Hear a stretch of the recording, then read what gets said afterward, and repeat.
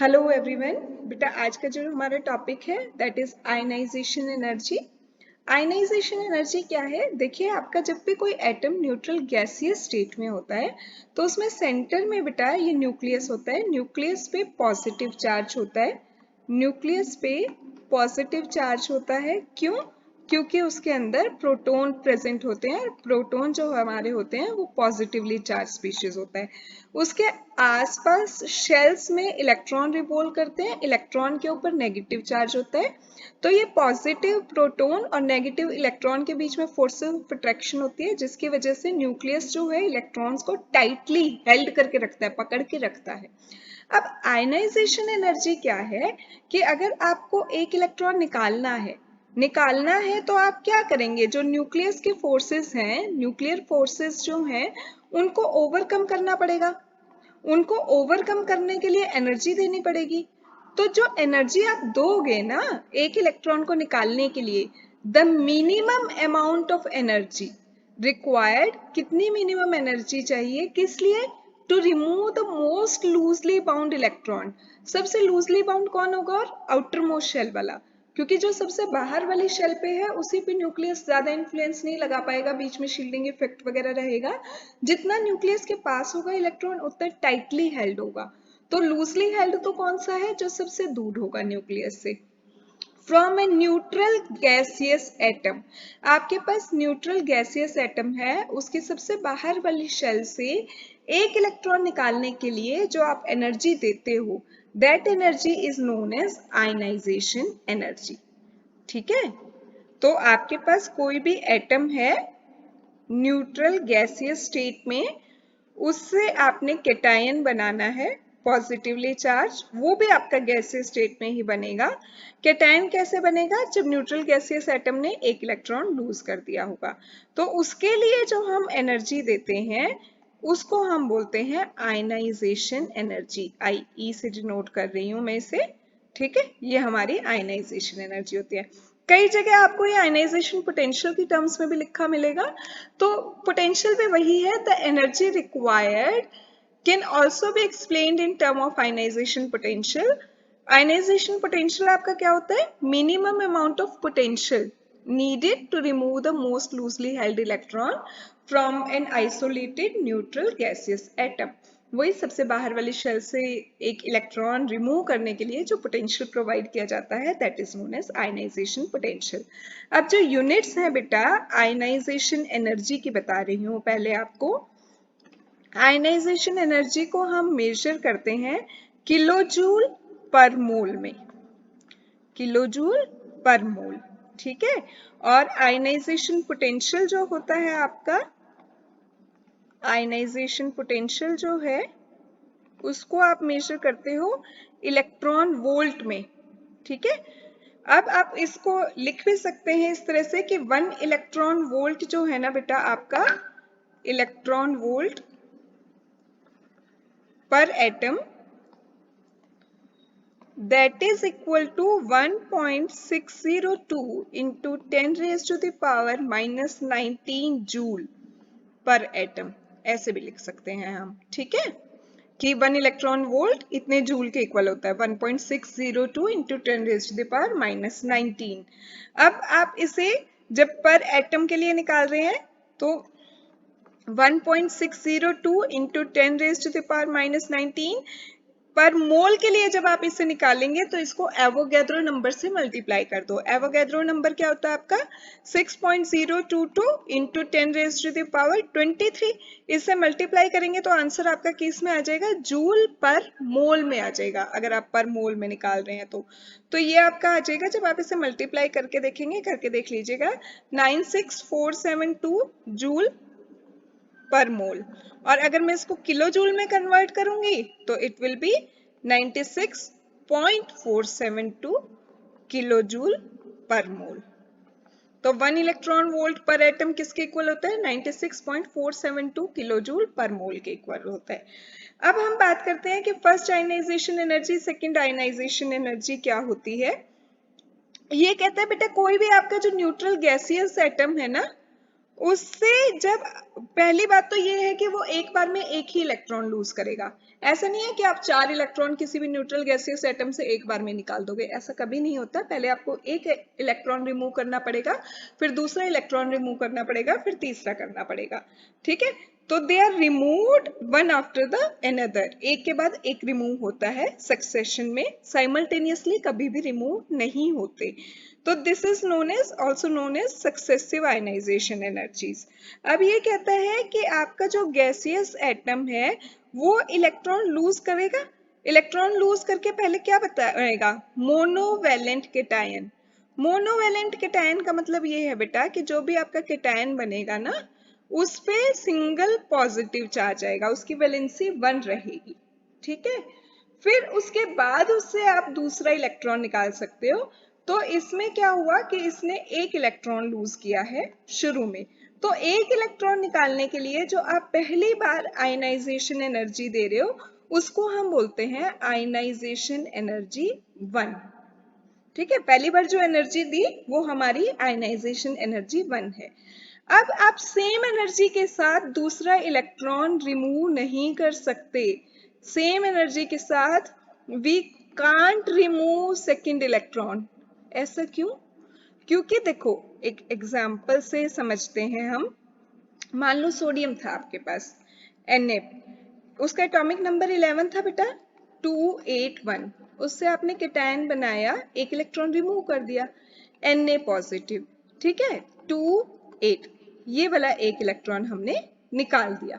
तो अब ये कह रहा है जब आपका न्यूट्रल गैसियस एटम है, जितना एटॉमिक नंबर है उतने ही प्रोटॉन होते हैं। इसमें 11 प्रोटॉन थे, 11 इलेक्ट्रॉन थे। मतलब पॉजिटिव चार्ज कितना था? 11 यूनिट। नेगेटिव चार्ज कितना था? 11 यूनिट।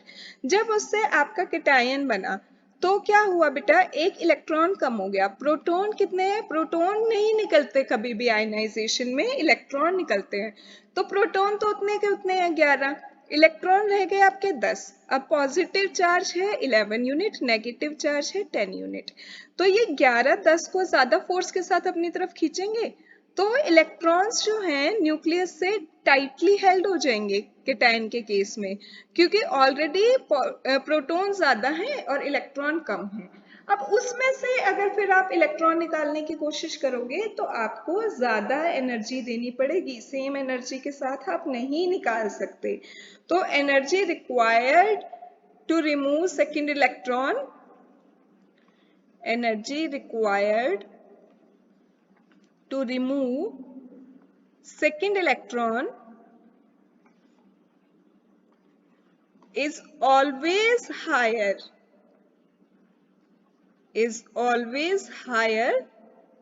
Then ionization energy 1। जो पहला इलेक्ट्रॉन निकालने के लिए आपने जो एनर्जी दी थी उससे आयनाइजेशन एनर्जी 2 हमेशा ज्यादा होगी। ऐसे ही अगर हम आयनाइजेशन एनर्जी 3 की बात करें तो 3 का मतलब है तीसरा इलेक्ट्रॉन निकालने के लिए आपने कितनी एनर्जी दी।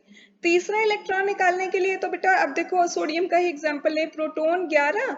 अगर मान लो इसमें Na पॉजिटिव से एक और इलेक्ट्रॉन हमने निकाल दिया तो ऑलरेडी 9 रह गए, उसमें से भी आप एक निकालना चाहते हो तो आपको बहुत हाई एनर्जी देनी पड़ेगी। ठीक है, कम एनर्जी में आप इलेक्ट्रॉन नहीं निकाल सकते हो कभी भी। तो ये कहता है कि नंबर ऑफ इलेक्ट्रॉन्स जो हैं वो थियोरेटिकली आप ऐसा कर सकते हो कि हम किसी भी मेटल से या किसी भी नॉन मेटल से, किसी भी एलिमेंट से हम 7 या 8 इलेक्ट्रॉन निकाल दें। थियोरेटिकली पॉसिबल है, लेकिन एक्सपेरिमेंटली ये पॉसिबल नहीं होता। क्यों? क्योंकि 3 इलेक्ट्रॉन निकालने के बाद चौथा इलेक्ट्रॉन निकालने के लिए जो एनर्जी देते हैं ना, वो इजीली अवेलेबल ही नहीं होती। इसीलिए आपने ध्यान दिया हो, आपने कभी कार्बोनेटेड कंपाउंड पढ़ा हो, तो कार्बन हमेशा कोवलेंट बॉन्ड बनाता है, आयनिक बॉन्ड नहीं बनाता जनरली। वो क्यों बनाता है? क्योंकि 4 इलेक्ट्रॉन निकालने के लिए, आयन बनाने के लिए उसको जितनी एनर्जी देनी पड़ेगी ना, वो इजीली अवेलेबल ही नहीं होगी।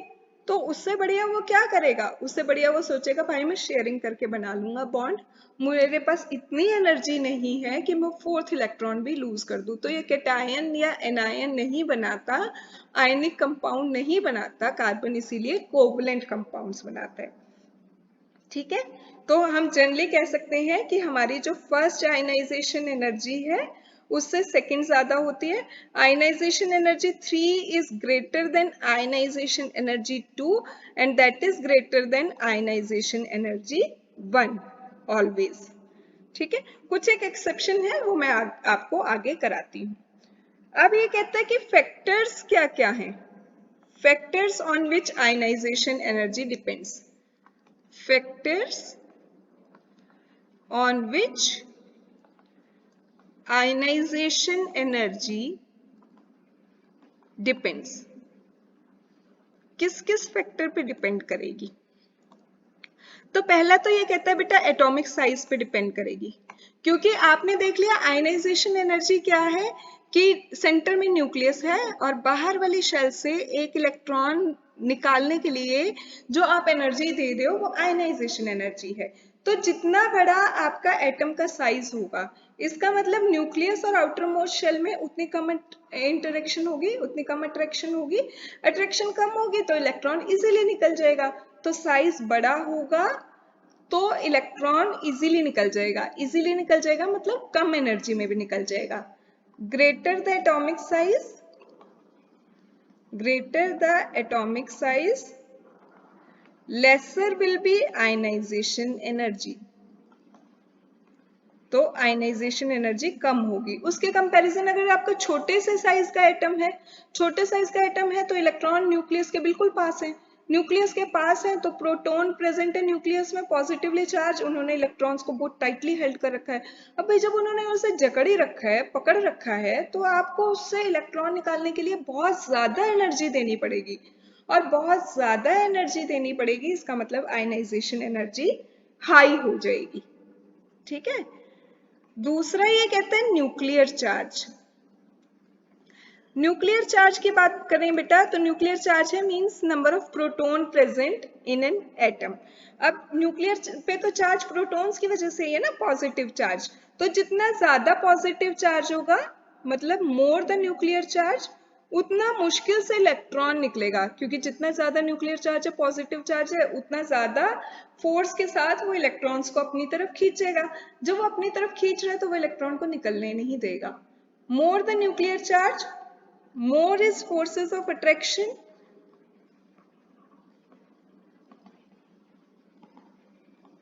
more the tightly held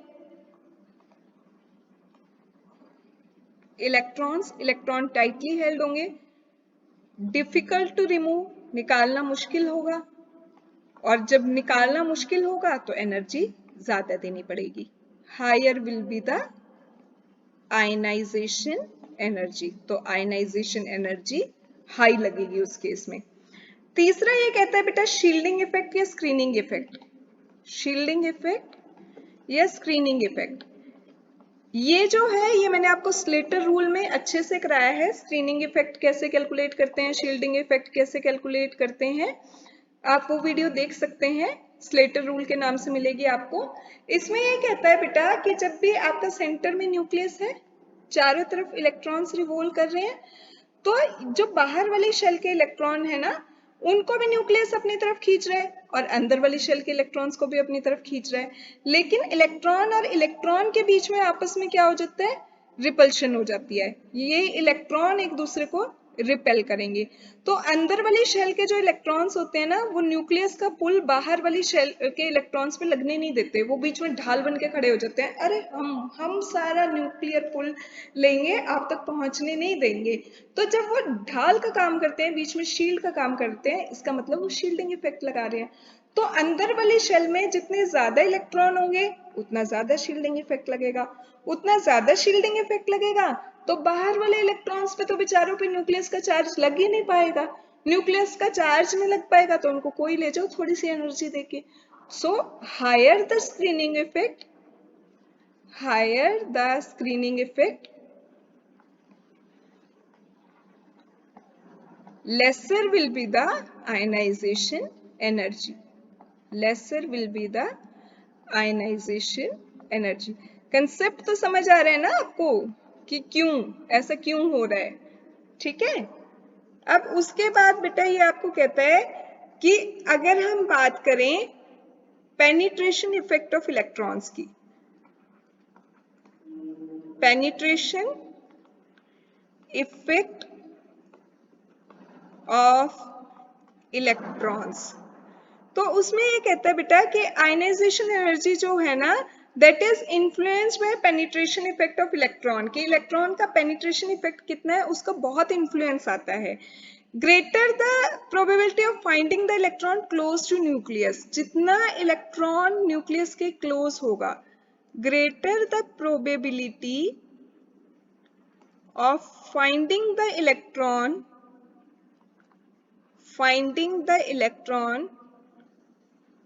closer to the nucleus,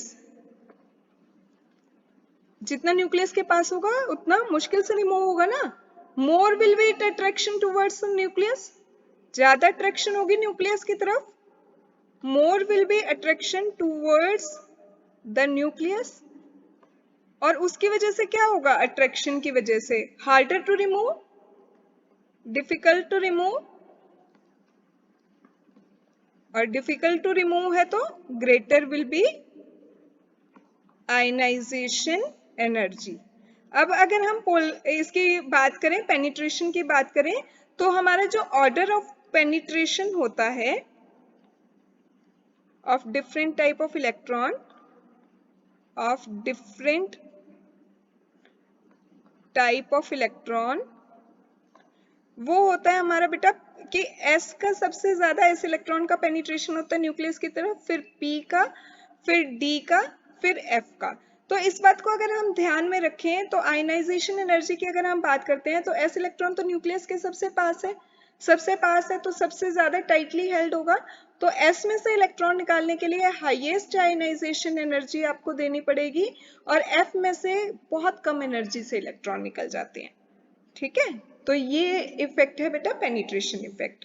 इसके बाद ये लास्ट इफेक्ट आपको कहता है कि सिमेट्री का भी फर्क पड़ता है। भाई सिमेट्री का क्या फर्क पड़ता है, symmetry of electronic configuration.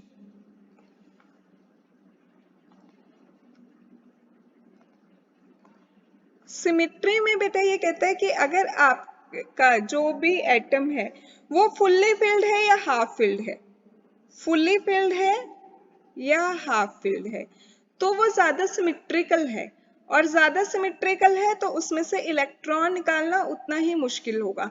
Electron निकालना मुश्किल होगा तो they have maximum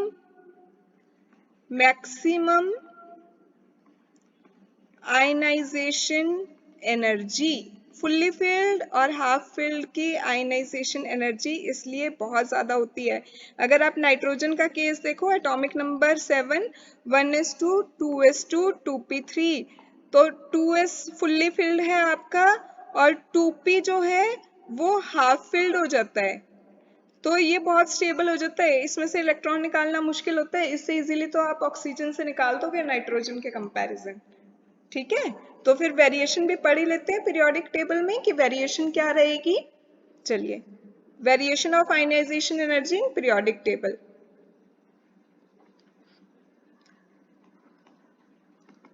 variation of ionization energy in periodic table. उसमें ये कहता है बेटा जनरली जो ट्रेंड है ना, अगर हम S और P ब्लॉक के लिए देखें तो ये कहता है कि आयनाइजेशन एनर्जी अगर आप देखोगे, फर्स्ट देखो इस वाले डायग्राम में फर्स्ट 90 एलिमेंट्स तक की आपको दिखाई हुई है, तो आप ट्रेंड से देखोगे तो इससे आपको साफ पता लगेगा कि आयनाइजेशन एनर्जी जो है that is closely linked with the electronic configuration, closely linked with electronic configuration. जब भी आप इसमें पीरियड की साइड चल रहे हैं, लेफ्ट टू राइट में जब आप मूव करेंगे पीरियड में, तो आप देखना कि मैक्सिमम जो है वो है नोबल गैसेस के लिए, maxima is for noble gases, क्योंकि वो फुल्ली फिल्ड होती हैं। फुल्ली फिल्ड होती हैं, स्टेबल है, ऑक्टेट पूरा कर रही हैं, तो उसमें से इलेक्ट्रॉन निकालना बहुत ही मुश्किल है। और मिनिमा जो आएगा, सबसे कम एनर्जी जो चाहिए बेटा, वो चाहिए फर्स्ट ग्रुप वाले जो आपके एल्कली मेटल्स हैं उनके लिए। लिथियम सोडियम पोटेशियम वाला जो होता है ना, देखिए लिथियम सोडियम पोटेशियम, ये तो बेचारे इतनी सी एनर्जी देते ही, ले जाओ भैया इलेक्ट्रॉन, क्योंकि बाहर वाली शेल में क्या है, एक ही इलेक्ट्रॉन है, एक ही इलेक्ट्रॉन है। ऑक्टेट पूरा करने के लिए इन्हें एक इलेक्ट्रॉन लूज करना है और ये स्टेबल हो जाएंगे, अपना ऑक्टेट पूरा कर लेंगे। तो उस चक्कर में क्या होगा बेटा, ये एक इलेक्ट्रॉन छोड़ देते हैं थोड़ी सी एनर्जी देते ही। तो एल्कली मेटल बहुत कम एनर्जी होती है आयनाइजेशन एनर्जी, और नोबल गैसेस की तो बहुत ही ज्यादा होती है उनके कंपैरिजन, आप इस ग्राफ से देखोगे तो। क्योंकि ऐसा क्यों हो रहा है, क्योंकि वो फुल्ली फिल्ड है, तो यहाँ पे इलेक्ट्रॉनिक कॉन्फ़िगरेशन और सिमेट्री अपना रोल प्ले कर रही है।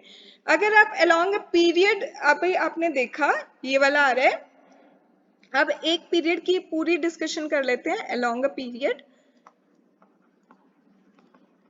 जैसे इसमें आप देखेंगे बेटा, तो लिथियम के लिए जब आप लेफ्ट टू राइट वैसे मूव करते हो ना, तो एक जो जनरल ट्रेंड होता है वो क्या होता है कि आयनाइजेशन एनर्जी इंक्रीज होती है, क्योंकि साइज डिक्रीज होता है लेफ्ट टू राइट में। आयनाइजेशन एनर्जी इंक्रीजेस, ये जनरल है, एज एटॉमिक रेडियाई डिक्रीजेस। लेकिन उसमें भी कुछ एक्सेप्शंस आ गई हैं, आपने देखा हो तो। ये, और मैं फर्स्ट आयनाइजेशन एनर्जी की बात कर रही हूँ इस ग्राफ में, ठीक है, फर्स्ट की बात कर रहे हैं पहले। अब इसमें जो एक्सेप्शन आई, ये कहता है चलो सबसे कम जो एनर्जी थी वो थी लिथियम की, क्योंकि उसके बाहर वाली शेल में एक ही इलेक्ट्रॉन था, 1s2 2s1। अगर ये एक इलेक्ट्रॉन लूज कर देगा तो इसका ऑक्टेट पूरा हो जाएगा, ये ठीक है, 2 इलेक्ट्रॉन आ जाएंगे फर्स्ट शेल में, ये स्टेबल हो जाएगा, ये एक इलेक्ट्रॉन दे देता है। फिर उससे ज्यादा एनर्जी आपको देनी पड़ेगी थोड़ी सी बेरिलियम के केस में, क्योंकि साइज डिक्रीज हो रहा है जब आप लेफ्ट टू राइट जा रहे हो। उसके बाद बेटा आपने देखा हो कि बेरिलियम की बोरोन से ज्यादा है। For ionization energy 1, first ionization energy value of beryllium is more than boron, boron से ज्यादा है। जब हम लेफ्ट टू राइट जा रहे हैं तो बोरोन का साइज छोटा है, तो बोरोन की ज्यादा होनी चाहिए थी, पर ऐसा हुआ नहीं। क्यों? क्योंकि अब यहाँ पे आ गया सिमिट्री फैक्टर। सिमिट्री फैक्टर, अगर आप देखोगे बेरिलियम जो है आपका, बेरिलियम का एटॉमिक नंबर होता है 4, 1s2 2s2, तो ये फुल्ली फिल्ड हो गया 2s। इसके कंपैरिजन में boron atomic number 5, 1s2 2s2, 2p में एक इलेक्ट्रॉन है, तो बेटा ना ये फुल्ली फिल्ड है ना ये हाफ फिल्ड है, तो ये इजीली इलेक्ट्रॉन लूज कर देगा बेरिलियम के कंपैरिजन में। तो इसलिए इसकी आयनाइजेशन एनर्जी जो है वो बेरिलियम से कम होती है, ठीक है। ऐसे ही फिर आप कार्बन पे जाओगे, नाइट्रोजन पे जाओगे, तो साइज छोटा होने की वजह से, एटॉमिक रेडियाई डिक्रीज होने की वजह से आयनाइजेशन एनर्जी इंक्रीज होती जा रही है। लेकिन नाइट्रोजन से फिर आप जब ऑक्सीजन पे मूव कर रहे हो, तो आयनाइजेशन एनर्जी 1 जो है of nitrogen is more than oxygen, oxygen से ज्यादा है। ऐसा क्यों हुआ? फिर से वही सिमिट्री है, नाइट्रोजन के पास हाफ फिल्ड कॉन्फ़िगरेशन है, लेकिन ऑक्सीजन के पास ऐसा नहीं है, तो उसमें सिमिट्री नहीं बन रही है, तो ऑक्सीजन इजीली इलेक्ट्रॉन लूज कर देगा नाइट्रोजन के कंपैरिजन, तो नाइट्रोजन की फर्स्ट आयनाइजेशन एनर्जी ज्यादा होगी, ठीक है। तो ये ट्रेंड समझ आया। फिर ऐसे ही हम oxygen to fluorine to neon जाएंगे, तो नियॉन की तो हाईएस्ट है, क्योंकि सिमिट्री भी है, फुल्ली फिल्ड कॉन्फ़िगरेशन भी है, तो नियॉन की, नोबल गैसेस की हाईएस्ट आयनाइजेशन एनर्जी होती है। अब अगर आप बात करो डाउन द ग्रुप की, अगर मैं बात करूं, तो देखो आप डाउन द ग्रुप क्या हो रही है बेटा, आयनाइजेशन एनर्जी डिक्रीज हो रही है। डिक्रीज क्यों हो रही है? क्योंकि साइज इंक्रीज हो रहा है। साइज इंक्रीज हो रहा है क्योंकि नंबर ऑफ शेल इंक्रीज हो रही है। तो सेंटर में जो न्यूक्लियस है उससे बाहर वाली शेल का जो डिस्टेंस है वो इंक्रीज होता जा रहा है। जब वो इंक्रीज होता जा रहा है तो न्यूक्लियस जो है सबसे बाहर वाले इलेक्ट्रॉन्स पे अपना न्यूक्लियर पुल नहीं लगा पा रहा, तो सबसे बाहर वाले जो इलेक्ट्रॉन है वो क्या है, वो लूजली हेल्ड है, बहुत ही लूजली हेल्ड है। तो क्या होगा, थोड़ी सी एनर्जी दोगे 374 किलो जूल पर मोल के अराउंड, तो भी इलेक्ट्रॉन निकल जाएगा, ठीक है। तो टॉप टू बॉटम हमेशा क्या होता है, आयनाइजेशन एनर्जी डिक्रीज होती है क्योंकि साइज बढ़ता जाता है। इतना होपफुली क्लियर होगा आपको। और इसमें एक अगर आप चाहो तो स्क्रीनिंग इफेक्ट का भी पॉइंट देके आ सकते हो कि नंबर ऑफ इलेक्ट्रॉन भी तो बीच में बढ़ते जा रहे हैं अगर शेल बढ़ती जा रही है तो उसकी वजह से वो बीच वाले जो इलेक्ट्रॉन होते हैं ना वो स्क्रीन का काम करते रहेंगे, वो न्यूक्लियस का पुल ही नहीं लगने देंगे बाहर वाली शेल के इलेक्ट्रॉन पे। न्यूक्लियस का पुल नहीं लगेगा तो वो इजीली रिमूव हो जाएगा। तो ये था आपका मेन आयनाइजेशन एनर्जी के बारे में। आयनाइजेशन एनर्जी इंपॉर्टेंट टॉपिक है, इस पे क्वेश्चन जरूर आ जाएगा। ठीक है, अब ये एक छोटी सी बात और मैं आपको बताऊं कि आयनाइजेशन एनर्जी जो है that decreases down the group. तो उसकी वजह से क्या होता है बेटा कि मेटेलिक कैरेक्टर इंक्रीज होता जाता है डाउन द ग्रुप हमेशा। Metallic character down the group क्यों इंक्रीज होता है? क्योंकि आयनाइजेशन एनर्जी जो है आपकी डिक्रीज होती है। अब आप कहोगे इनमें क्या रिलेशन है? मेटेलिक कैरेक्टर जो होता है ना बेटा किसी भी एलिमेंट का that is related two electron releasing tendency. ठीक है, और नॉन मेटेलिक कैरेक्टर जो होता है that is related two electron accepting tendency. तो फिर आयनाइजेशन एनर्जी जो है पीरियड में बढ़ती है। पीरियड में बढ़ती है तो उस साइड क्या होगा, लेफ्ट टू राइट जब आप मूव करेंगे तो मेटेलिक कैरेक्टर आपका डिक्रीज होगा और टॉप टू बॉटम इंक्रीज होगा। ठीक है, उधर नॉन मेटेलिक कैरेक्टर बढ़ता जाता है। तो बस that's all for today, and don't forget to subscribe the channel and like the video. Thank you. Have a very good day ahead. Take care. Bye.